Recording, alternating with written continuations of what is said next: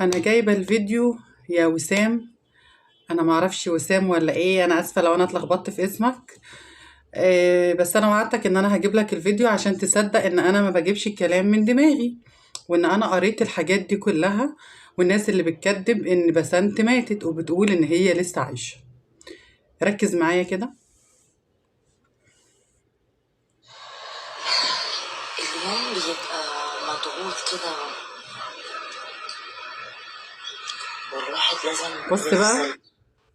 ده فيديو من فيديوهات بسنت. بص التعليقات اللي عليه، هجيب لك التعليق بالظبط. وللأسف ما بقاش واحد، بقى فيه كذا واحد بيأكدوا إن هي لسه عايشة.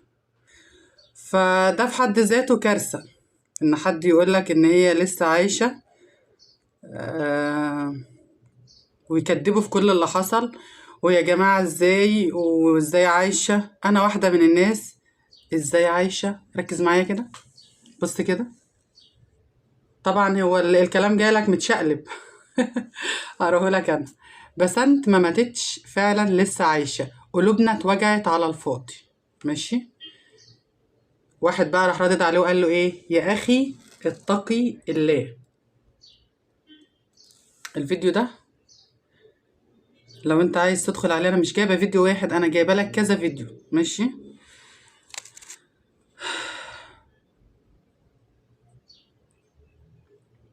ده واحد بس اللي رد عليه هنا وقال له ايه؟ اتقي الله. في واحد تاني هوريك، وللأسف بقى في كذا حد، مش واحد بس، كذا حد بقوا بيأكدوا إن هي ما ماتتش. ف بقى في حاجة غريبة الناس عايزة توصلها. لا، او في فيديو تاني عليه برضو الكومنتات ده ان هو مصر ان هي ما ماتتش. طب ورونا جثتها. طب اقرا بقى معايا كده. هو ده اللي في كل الكومنتات. ركز في الايميل بتاعه. طبعا انا عارفه ان انت هتقولي طب انت ليه ما حطيتيش الفيديو تحت وانت بتتكلمي ونقراه مع بعض احنا الكل؟ لاني ببساطه انا مش عايزه الناس تصدق. يعني انا مش عايزاكم تتوهموا ان البنت لسه عايشه وان الدكتور لسه عايش، لان مفيش الكلام ده. احنا مش ساذجين للدرجه دي ان حد يضحك علينا عشان يعمل ترند. هم عمالين يقولوا ان هي بتعمل ترند وسافرت، وانا واثقه ان لو انتوا بتدخلوا على الفيديوهات بتاعتها اكيد بتشوفوا الكومنتات دي وبتشوفوا الناس اللي بتكذب في موتها. والناس يا ريت الناس اللي هي شافت الحاجات دي تقول لي اه احنا شفناها. فانا مش هينفع ان انا ارفع الفيديو علشان الناس ما تصدقش، لان هي البنت ماتت خلاص، ماتت واندفنت. سيبوكوا بقى من الهري اللي بيتقال ده مش حقيقي.